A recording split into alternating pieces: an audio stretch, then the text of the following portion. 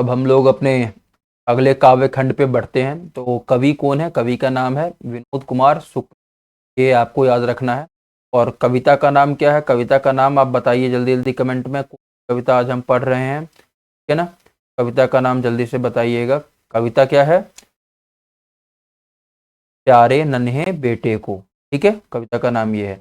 तो कवि के बारे में कुछ बेसिक जानकारी जो आपको होनी चाहिए, एमसीक्यू नंबर के हिसाब से पूछ लेता है, ठीक है। पहला जानकारी क्या है? का जन्म कब हुआ था? 1 जनवरी 1937 को, ठीक है। जन्म स्थान क्या है? जन्म स्थान की जब मैं बात करता हूँ तो क्या है, छत्तीसगढ़ में इनका जन्म हुआ था। और छत्तीसगढ़ में कहाँ पे? राजनांद गांव में, ठीक है ना। और निवास कहाँ है? रायपुर, छत्तीसगढ़। और उसके बाद जब मैं बात करता हूँ, सीधा आ जाता हूँ इनकी कीर्तियों पर, और कुछ ज़्यादा इंपॉर्टेंट नहीं। कीर्तियाँ क्या है?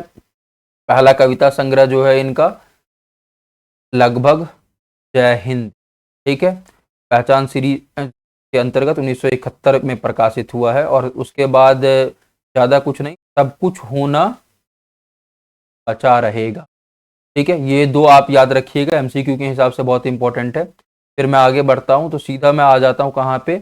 कविता पे, और कविता के अर्थ पे आ जाता हूँ, ठीक है। ज़्यादा समय व्यर्थ नहीं करेंगे। तो इनके बारे में ज़्यादा क्वेश्चन नहीं पूछा जाता, लेकिन फिर भी एक क्वेश्चन पूछने का ट्रेंड है तो मालूम होना चाहिए। कुछ यहाँ पे लिखा है, शुक्ल जी लिखते हैं, विनोद कुमार शुक्ल जी, यूज मत होइएगा कि रामचंद्र शुक्ल से, ठीक है। क्या लिखा है?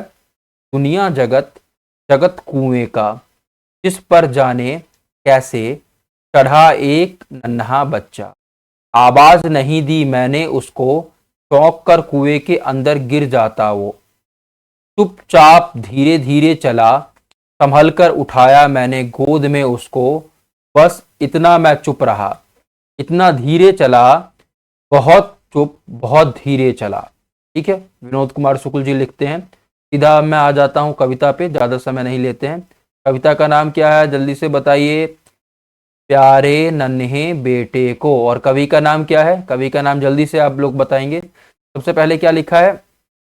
प्यारे नन्हे बेटे को, कंधे पर बैठा मैं दादा से बड़ा हो गया, सुनना यह प्यारी बिटिया से पूछूंगा, बतलाओ आसपास कहाँ कहाँ लोहा है, चिमटा, करकुल, सिगड़ी, तमसी, दरवाजे की साकल, कब्जे, किला दरवाजे में धसा हुआ, वह बोलेगी झटपट, ठीक है। तो इसे क्या समझ में आ रहा है? पहले तो समझिए कि कविता की पंक्तियां कहाँ से ली गई हैं? प्यारे नन्हे बेटे से, जिसमें कवि ने अपने नन्हे बेटे को कंधे पर बैठाया है। बेटा कहता है कि वह अब दादा से भी बड़ा हो गया। कंधे पे बैठकर बच्चे जनरली ज़्यादा अपने आप को लगता है कि उनको हाइट बढ़ गई है उनकी, है ना। और फिर आगे इसमें क्या बोल रहे हैं? कवि जो है अपनी बिटिया से पूछता है कि बताओ हमारे आसपास लोहा कहाँ है। बिटिया झटपट बोलती है कि लोहा, चिमटा, करछुल, लोहे की कड़ाही, सरसी, मतलब जितने भी जगह उसने अपने आसपास देखे हैं वो सब जगह के बारे में बताती है कि कहाँ कहाँ पे लोहा है, ठीक है। और लोहा किस चीज़ का प्रतीक है? लोहा मजबूती का प्रतीक है, ये आपको मालूम होना चाहिए। फिर इसमें कभी आगे क्या करता है? फिर सवाल करता है, ध्यान से देखिएगा क्या बोल रहा है इसमें। रुक कर वह फिर याद करेगी, एक तार लोहे का लंबा, लकड़ी के 2 खंभे पर तना बंधा हुआ बाहर, सूख रही जिस पर भैया की गीली चड्डी, फिर एक सेफ्टी पिन साइकिल पूरी, आस पास वह ध्यान करेगी, पूछेगी दुबली पतली पर हरकत में तेजी की, कितनी जल्दी जान जाए वह आसपास कहाँ कहाँ लोहा है। मतलब क्या कह रहा है कि दोबारा से सोचेगी कि कहाँ कहाँ लोहा है, घर के सभी चीज़ों को याद करेगी। तो उसमें फिर क्या है कि अपनी प्यारी बेटी से पूछा उसने, तो सोचकर जवाब देती है कि खंभे, जो 2 खंभे पर तना हुआ एक तार है जिस पर कपड़े सूख रहे हैं, उसके अलावा सेफ्टी पिन और पूरी साइकिल लोहे की बनी हुई है। पुनः अपने आसपास ध्यान करती है, वह शरीर से भले ही दुबली पतली है लेकिन वह सजग है, ठीक है। वह बहुत जल्दी जान लेगी कि आसपास कहाँ कहाँ लोहा है। और अगर आप लोग को वीडियो स्लो लग रहा होगा तो थोड़ा सा आपसे रिक्वेस्ट है कि इसको फास्ट कर लीजिएगा अपने फ़ोन के एंड पे, वहाँ से आपका वीडियो मतलब फास्ट हो जाता है। तो उस अपने हिसाब से, अपने स्पीड के हिसाब से एडजस्ट करके देखिएगा, ठीक है। फिर आगे क्या लिखा है? मैं याद दिलाऊंगा जैसे सिखलाऊंगा बिटिया को फावड़ा, कुदाली, टंगिया, बसुला, खुरपी, पास खड़ी बैलगाड़ी के चक्के का पट्टा, बैलों के गले में कांसे की घंटी के अंदर लोहे की गोली।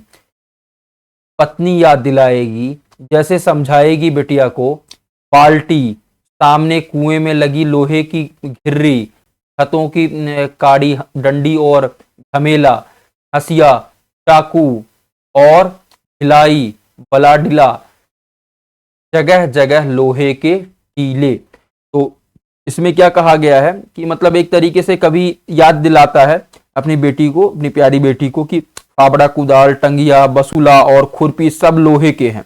ठीक है, पास खड़ी बैलगाड़ी के चक्के का पट्टा और बैलों के गले में कांसे की घंटी, वो भी लोहे की है, अंदर लोहे की गोली है ना।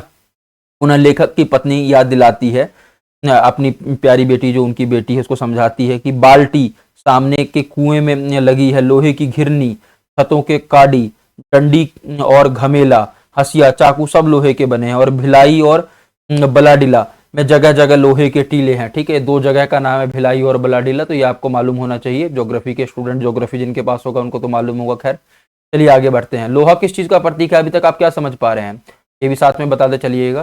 फिर जब मैं आगे बढ़ता हूं तो आगे क्या लिखा गया है, इसी तरह भर भर मिलकर धीरे धीरे सोच समझकर एक साथ ढूंढेंगे कहाँ कहाँ लोहा है, इस घटना से उस घटना तक कि हर वो आदमी जो मेहनत कश लोहा है।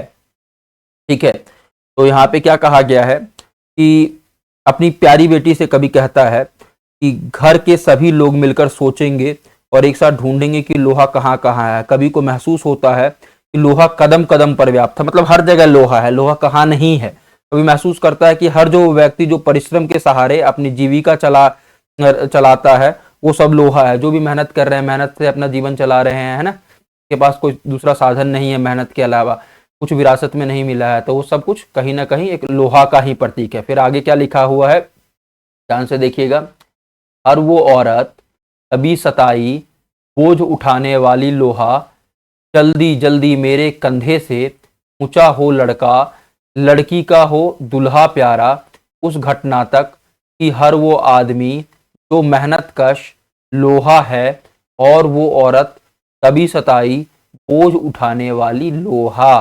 ठीक है, तो यहाँ पे क्या कहा गया है, एक तरीके से अपनी प्यारी बेटी को कहते हैं कि वो प्रत्येक औरत जो अत्याचार सह रही है और दुखों का बोझ उठा रही है वो लोहा है।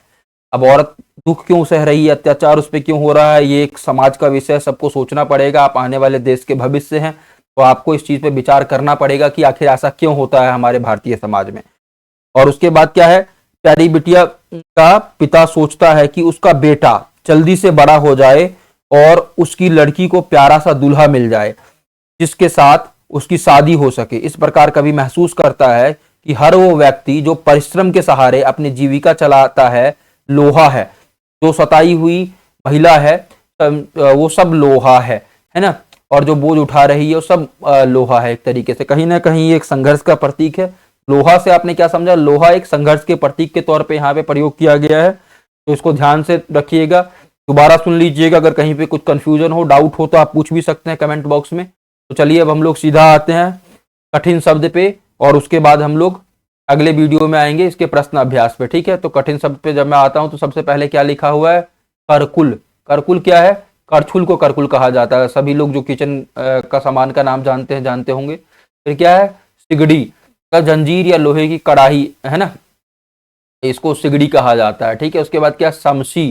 समसी क्या है, समसी किसको कहा जाता है, टंडसी को समसी कहा जाता है। ठीक है, फिर क्या है, खीला। खीला क्या है, मोटी कांटी, मतलब लोहे का एक कांटा टाइप का होता है, तो कई बार दीवार पे भी लगा देखते हैं, पुराने घरों में आपको लगा हुआ दिख जाएगा, या किसी कहीं घूमने गए होंगे तो दरवाजे वगैरह पे आपको लगा हुआ दिख जाएगा, उसको खीला कहते हैं। फिर मेहनत कश का मतलब सभी जानते ही, आप सब खुद मेहनत कश हैं, और मेहनत कश आप लोग श्रमिक के सेंस में नहीं है, आप इस सेंस में हैं कि आप लोग विद्यार्थी और मेहनत कर रहे हैं अपनी पढ़ाई के लिए। और बिहार की स्थिति किसी से छिपी नहीं है अभी, कि बिहार के विद्यार्थियों को कितना संघर्ष करना पड़ रहा है, खासकर जो गवर्नमेंट स्कूल में पढ़ रहे हैं। मुझे उम्मीद है कि आपकी मेहनत सफल होगी और आप भी एक दिन सफल होंगे। तो यहाँ पे एक पेंटिंग दिया हुआ है, पेंटिंग के बारे में क्या विचार है आपका बताइएगा। लेकिन उससे ज़्यादा ज़रूरी क्या है कि आप अच्छे से पढ़ें, आगे बढ़ें, बिहार का नाम रोशन करें। तो चलिए मिलेंगे अगले क्लास में अगले वीडियो के साथ, तब तक के लिए ऑल दी बेस्ट।